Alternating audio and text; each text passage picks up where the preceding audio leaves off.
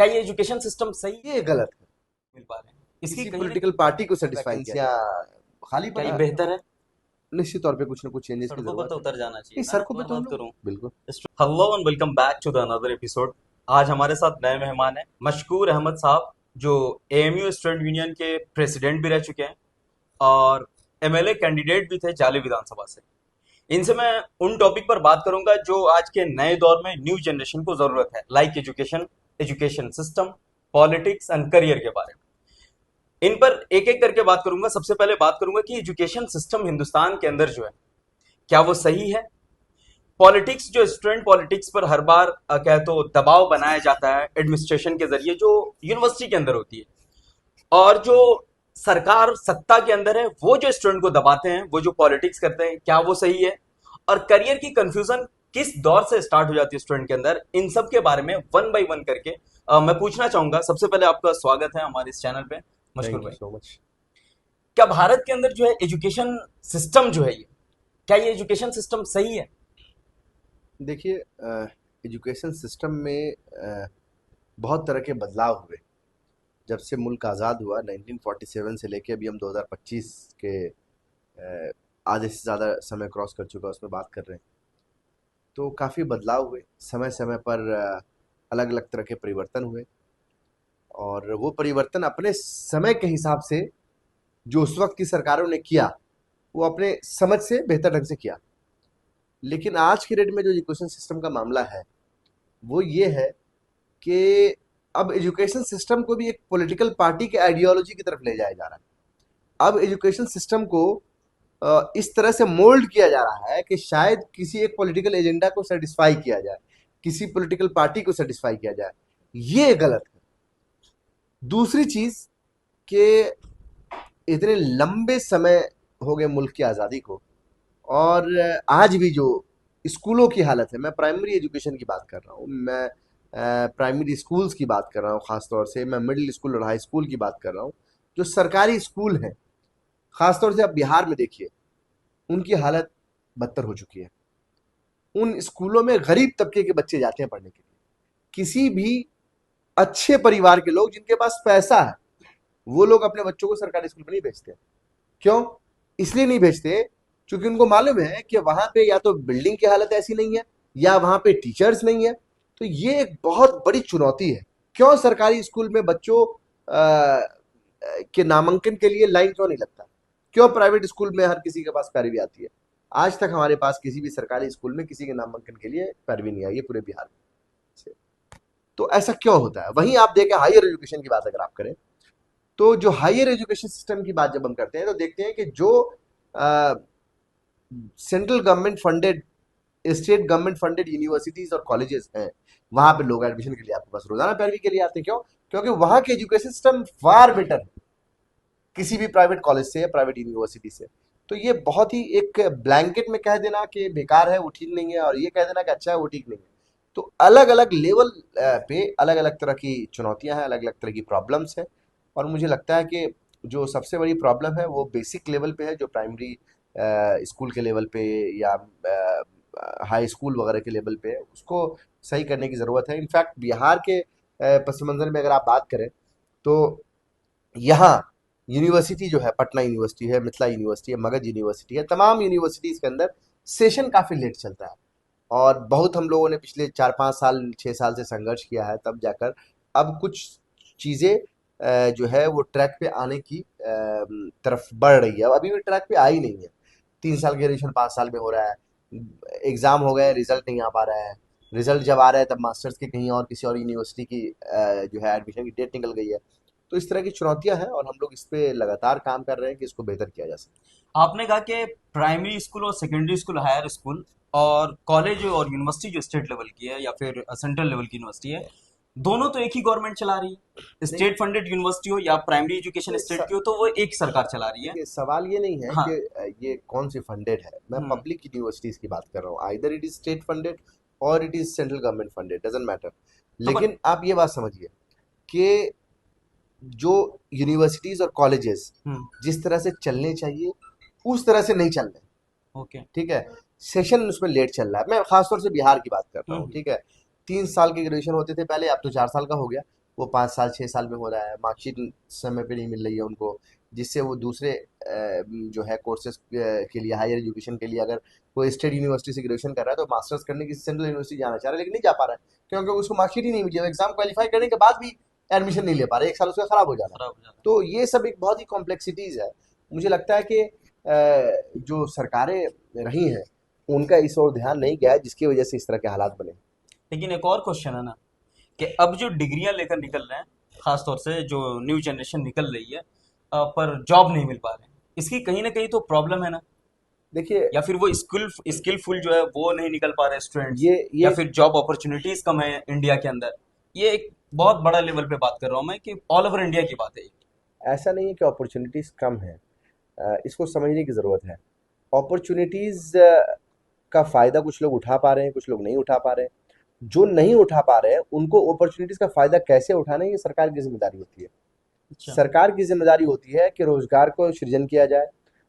Unemployment अगर है तो उस अनएम्प्लॉयमेंट को दूर किया जाए, जो सरकारी पदें जो खाली हैं उन पे भर्ती की जाए। अब आपने देखा कि रेलवे का प्राइवेटाइजेशन हो गया। हम्म। जितने पब्लिक सेक्टर के अंदर जो है इंडस्ट्रीज और बड़े बड़े कल कारखाने थे, उन सब का प्राइवेटाइजेशन हो गया। रेलवे के अंदर लाखों नौकरियां आती थी हर साल। हम्म। आप पिछले 10-11 साल के अंदर कितनी नौकरियां आई है, उठा के देख लीजिए। आप देख लीजिए, जब पब्लिक सेक्टर की चीजें बंद हो जाएंगी तो जॉब कहाँ से आएगा? और जहाँ जॉब है वहां पे जो है वैकेंसियां खाली पड़ी हुई हैं, वहां पे उनका एडवर्टीजमेंट नहीं हो रहा है। अगर एडवर्टीजमेंट हो रहा है तो खास तौर से जो रिजर्व कैटेगरी के लोग हैं, चाहे वो ईबीसी हो, ओबीसी हो, एससी हो, इन तमाम कैटेगरीज के लोगों को नॉट नॉट सुटेबल कैंडिडेट कर दिया जाता है। तो ये अलग अलग तरह की चुनौतियां हैं जिससे हम लोगों को सामना करना पड़ रहा है, और मुझे लगता है कि इस पूरे सिस्टम को ठीक करने की ज़रूरत है। जब तक ये पूरा ओवरऑल सिस्टम रिवैम्प नहीं होगा तब तक चीज़ें बेहतर नहीं हो सकती। आप देख रहे हैं कि जिस तरह से हम लोग, चूंकि मैं भी एक पॉलिटिकल पार्टी से बिलोंग करता हूँ, हम्म। तो हम लोग का एक एक एजेंडा है कि भाई हर किसी को उसके हिसाब से रिप्रेजेंटेशन मिलना चाहिए। जो एक रिजर्वेशन की पॉलिसी है, हम्म। ठीक है, अगर उस पॉलिसी को ब्रेक करके भी हमें एक कदम आगे बढ़ के कुछ करना चाहिए तो हम उस चीज़ को इम्प्लीमेंट कर रहे हैं जहाँ हमारी सरकारें हैं।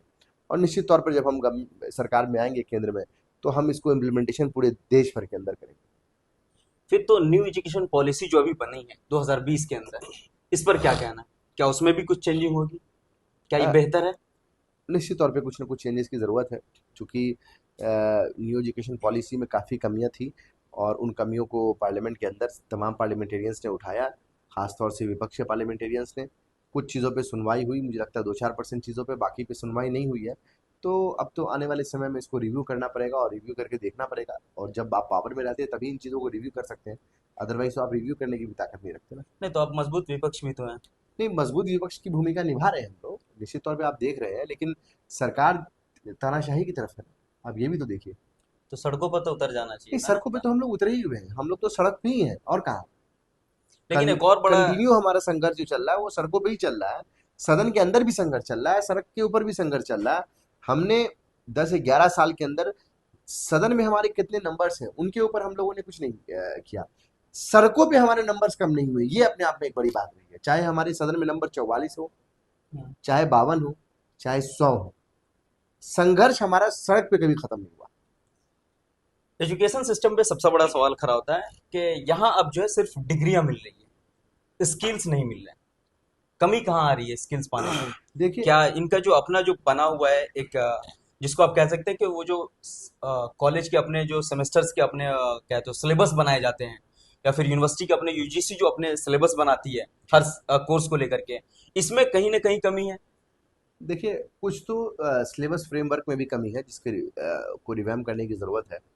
और आपको अगर याद होगा, जब पिछला लोकसभा का चुनाव चल रहा था तो हमने अप्रेंटिसशिप का अधिकार की बात किया था कि कोई भी डिप्लोमा डिग्री होल्डर अगर होगा तो उसको जो है इंटर्नशिप के तौर पर या 1 साल की टेम्प्रोरी ट्रेनिंग जॉब हम प्रोवाइड कराएंगे, जिसमें उनको 1 लाख रुपए सालाना मिलेगा। मिले। ये क्यों था? ये इसलिए था स्किल्स के। कि जब आप यूनिवर्सिटी कॉलेज से पढ़ के निकलते हैं हम्म। तो आपके पास बहुत सारी स्किल नहीं होती है, कुछ स्किल होती है।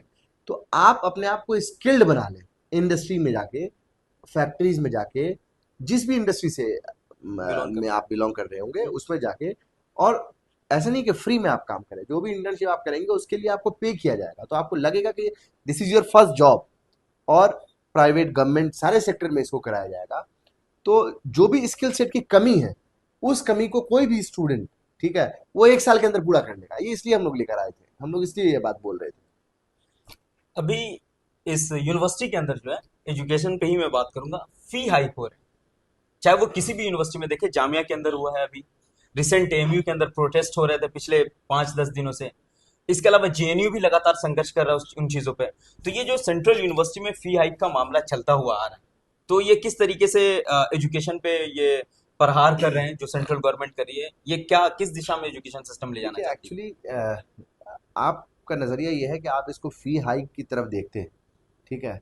हम इसको प्राइवेटाइजेशन ऑफ एजुकेशन की तरफ से देखते हैं। क्योंकि जब फीस बढ़ेगी पब्लिक फंडेड इंस्टीट्यूशंस में, पब्लिक फंडेड कॉलेजेस यूनिवर्सिटी के अंदर, तो क्या होगा कि कोई भी गरीब परिवार का व्यक्ति वहाँ जाके पढ़ नहीं पाएगा। हम लोग लोअर मिडिल क्लास से बिलोंग करते हैं, ठीक है। हमने 19,500 में पढ़ाई कर ली। 19,500 में 5 साल की मेडिकल की पढ़ाई मैंने की। अब ये बताइए कि मेरे पिताजी के पास 1-2 करोड़ रुपए नहीं थे कि वो मुझे उतने पैसे दे के डॉक्टर बनाते।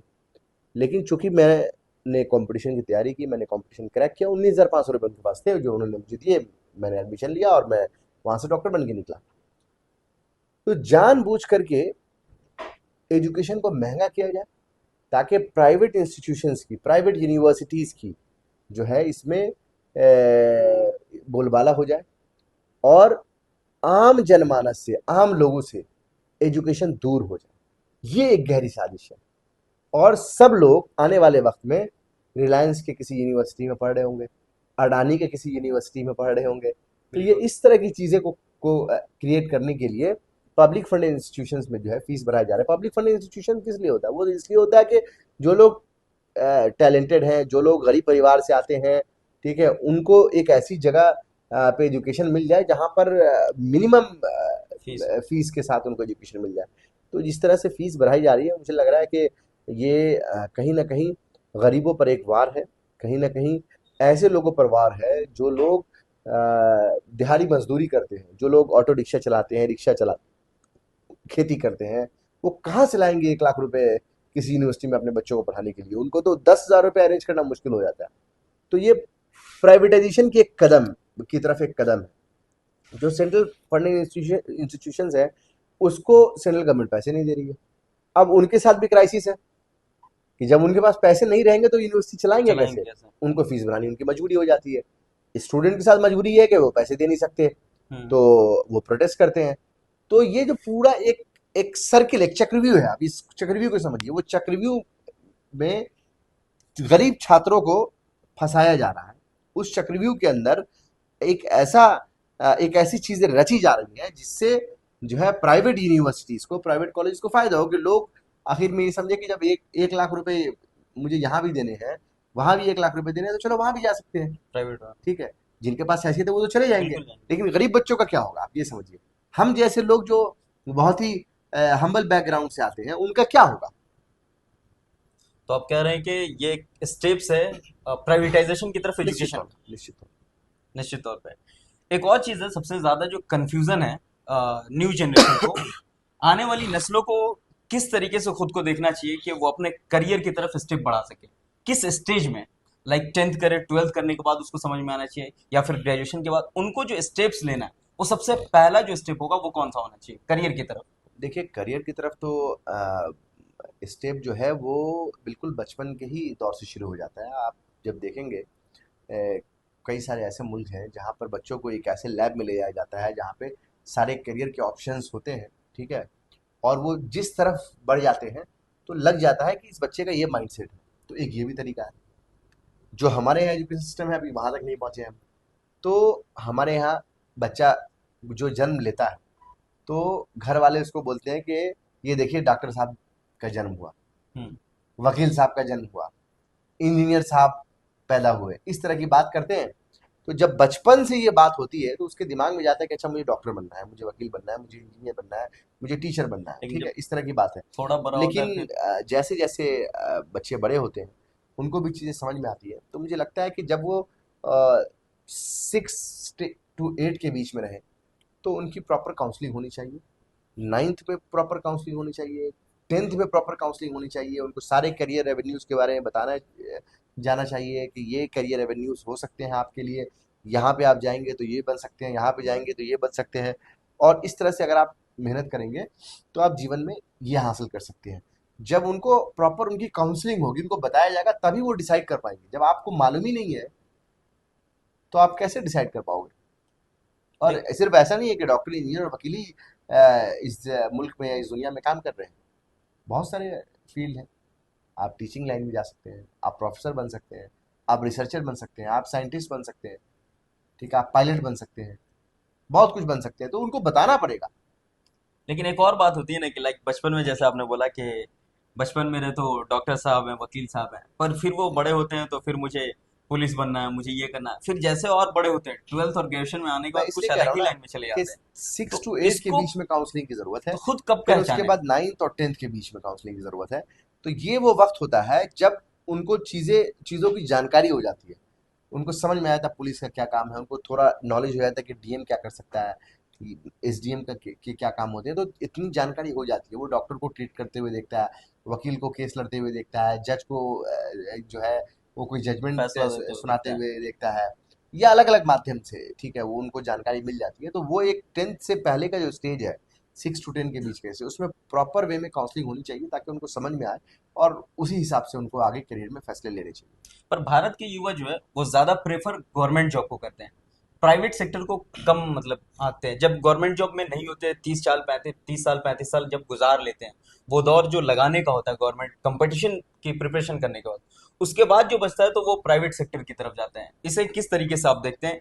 क्या उनको स्टार्टअप की तरफ चला जाना चाहिए था देखिए, जब देश में नौकरी नहीं आ पा रही तो? ऐसा है कि हर कोई अपने जीवन को बेहतर करने के लिए सोचता है। और ऐसा लोगों को लगता है कि शायद गवर्नमेंट जॉब अगर उनको मिल जाती है, चाहे वो यूपीएससी के थ्रू मिल जाए या किसी स्टेट सर्विस कमीशन के थ्रू मिल जाए, तो उनका जीवन बेहतर हो सकता है और वो देश की सेवा कर सकते हैं। इसीलिए कई लोग होते हैं जो आर्मी में जाना चाहते हैं, ठीक है, कई लोग होते हैं जो नेवी में जाना चाहते हैं। तो देश की सेवा करनी होती है। तो उनको लगता है कि शायद हम इस करियर एवेन्यू की तरफ जाएंगे तो कुछ बेहतर सेवा कर सकते हैं। तो मुझे ऐसा लगता है कि हर किसी का की अपनी सोच, हर किसी का अपना काम है, उस हिसाब से जो है चीज़ें आगे बढ़ती हैं। तो आप ये मानिए कि चाहे वो गवर्नमेंट सेक्टर हो या प्राइवेट सेक्टर हो, हर सेक्टर के अपने अपने चैलेंजेस हैं, अपनी अपनी अपॉर्चुनिटीज़ हैं। तो जो चैलेंजेस हैं उसको भी देखना है, जो अपॉर्चुनिटीज़ है उसको भी समझना है, ठीक है। अब आजकल स्टार्टअप का दौर है। आप देखिए कि एक 20 21 22 साल का लड़का कोई एक ऐसा सॉफ्टवेयर लेके आ जाता है, कोई एक ऐसी ऐप लेके आ जाता है जो $1 million ऐप होती है, ठीक है, जो साल 2 साल 4 साल के बाद जिसकी वैल्यूएशन जो है बिलियंस में होती है। तो लेकिन हर हर बच्चा ये काम कर ले, वो भी पॉसिबल नहीं है। तो कोशिश जरूर करनी चाहिए, स्टार्टअप की तरफ भी बच्चों को जाना चाहिए, ठीक है। ऐसा नहीं हो कि वो एक बिल्कुल गवर्नमेंट जॉब की तरफ है तो गवर्नमेंट अब जॉब की तो तरफ एआई देख का रहे भी हैं। दौर है ना। एआई का दौर है, नई नई चीजें निकल के आ रही है, नए आविष्कार हो रहे हैं। तो आप किस तरह से समाज को, देश को, दुनिया में अपना कंट्रीब्यूशन दे सकते हैं, इसको समझने की जरूरत है और सारे एवेन्यूज को देखने की जरूरत है। स्टार्टअप की तरफ भी बिल्कुल आना चाहिए। और आने जब वाला आप दौर तो स्टार्टअप, रोबोटिक होने वाला भी है। बिल्कुल रोबोटिक हो गया, ऑलरेडी हो गया, ठीक है। आज से 5 साल पहले अगर आप बात कर रहे होते तो एआई की बात कर रहे थे तो ना आप यकीन करते ना मैं यकीन करता। बिल्कुल। रोबोटिक की बात कर रहे थे ना आप यकीन करते ना मैं यकीन करता। लेकिन अब देखिए, अब ये सब चीजें जो हम लोग बात करते थे 10 साल पहले कि शायद कभी ऐसा होगा, वो अब आप देख रहे हैं कि आपकी नजरों के सामने है। ऐसा तो तो नहीं कि आप भी कोई ऐसी वीडियो आए तो आप कहते हैं कि नहीं एआई का बनाया हुआ है। लोग कह सकते हैं, लेकिन उसके भी अपनी अपनी एक चीजें हैं कि एआई की जो वीडियोस हैं, ठीक है, या एआई से जो फोटो जनरेट की जाती है, हम्म। उन वीडियोस और फोटोज को चेक करने का भी तरीका है। उसको भी कभी सत्यापन हो जाता है। तो हर हर चीज के पीछे एक ऐसी चीज लगाई जाती है जिससे सही जानकारी मिल सके। उसके बारे में जानकारी होनी जरूरी है।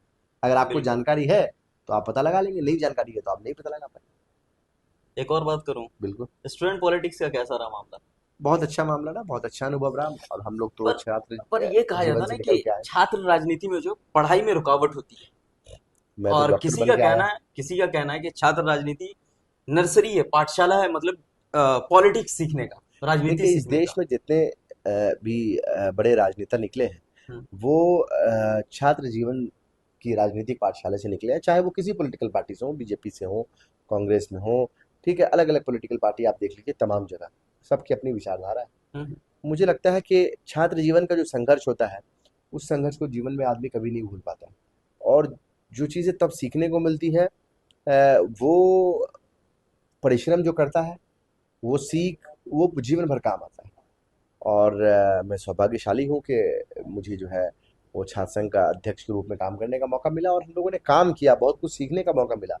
और उसके बाद जीवन में लोग आगे बढ़ते हैं, आगे बढ़ रहे हैं।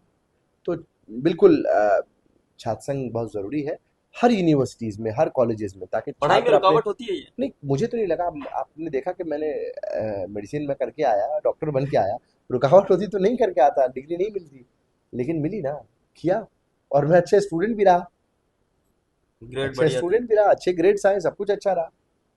मजा आया था लड़ने में? निश्चित तौर पे। क्या हुआ था, कोई आकर के डायरेक्ट कह दे कि मशकूर लड़ जाओ इस बार इलेक्शन, ऐसा नहीं, कुछ ऐसा वाइब था? ऐसा कुछ नहीं होता है। ये आपके अंदर से आपकी आवाज़ होती प्लान है। था पहले से कुछ? आप जब देखते हैं कि स्टूडेंट सफ़र कर रहे हैं और शायद आप उनके लिए लड़ाई लड़ सकते हैं, उनकी आवाज़ को बुलंद कर सकते हैं, तभी ये सब चीज़ें होती हैं। किसी के आके कह देने से तो नहीं होती हैं चीज़ें।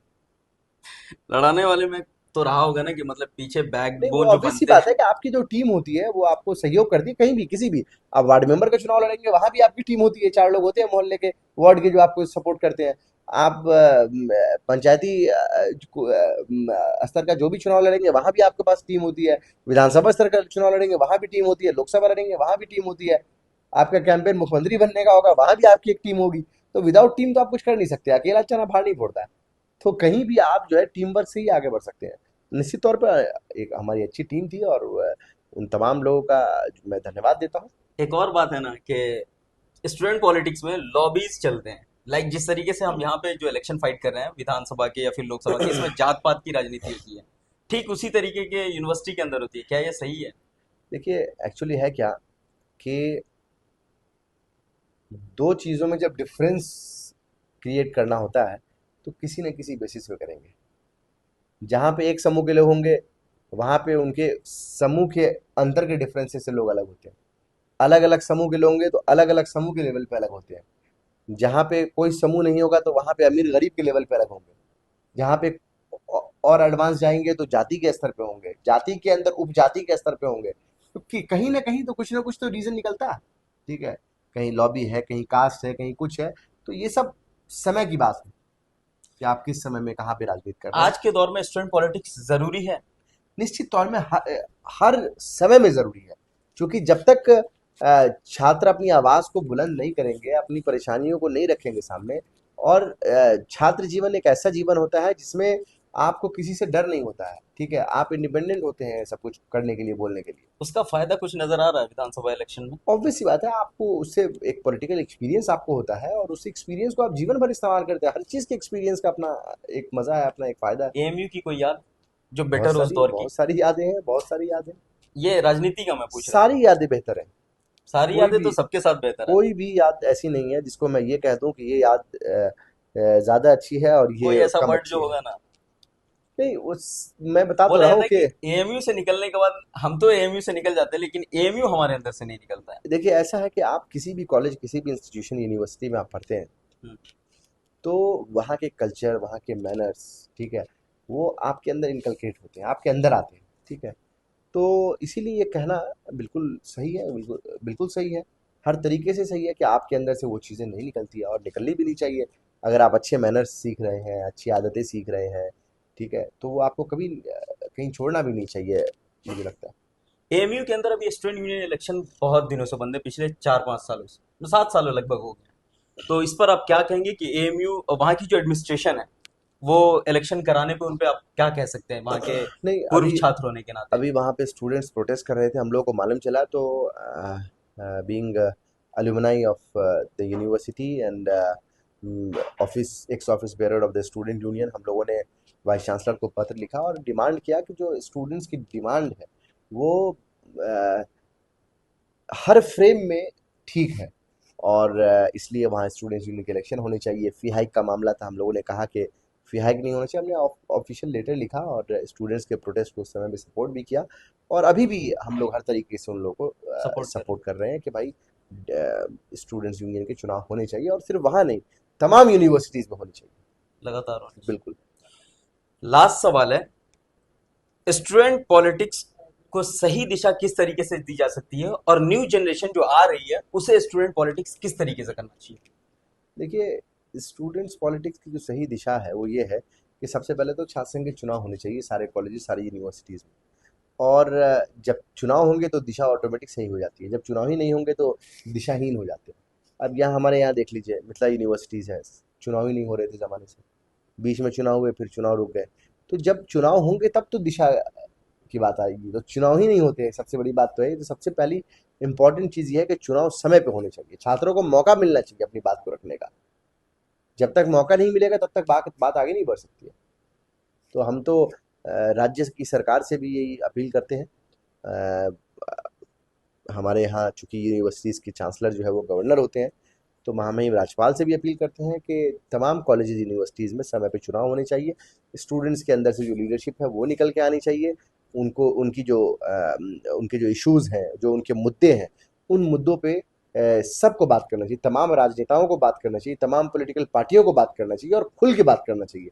क्योंकि जो छात्र हितों की अगर बात नहीं होगी, तो आप ये समझ लीजिए कि आने वाला भविष्य बेहतर नहीं हो सकता किसी भी प्रदेश का, किसी भी राष्ट्र का। न्यू जो स्टूडेंट आने वाले हैं उनको किस तरीके से करनी चाहिए? अ, जो भी नए स्टूडेंट्स आए वो इशू बेस्ड पॉलिटिक्स करें, क्योंकि देखिए राजनीति जो है वो मुद्दों की राजनीति होती है, और ख़ास तौर से छात्र जीवन में जो राजनीति होती है वो तो कंप्लीट मुद्दों की राजनीति होती है। कि भाई आपके जो है वो हॉस्टल के क्या इश्यूज़ हैं, आपके यूनिवर्सिटीज़ कॉलेज में क्या इशू हैं, क्या वहाँ पे फीस कितनी ली जा रही है, आपके जो है वो टीचिंग की जो सिचुएशन है, क्लासरूम की जो सिचुएशन है वो कैसे, इन तमाम मुद्दों पे छात्रों को बात करनी चाहिए। शुक्रिया, ये थे हमारे साथ मशकूर अहमद और हम मिलते हैं नेक्स्ट वीडियो के साथ। Have a nice day.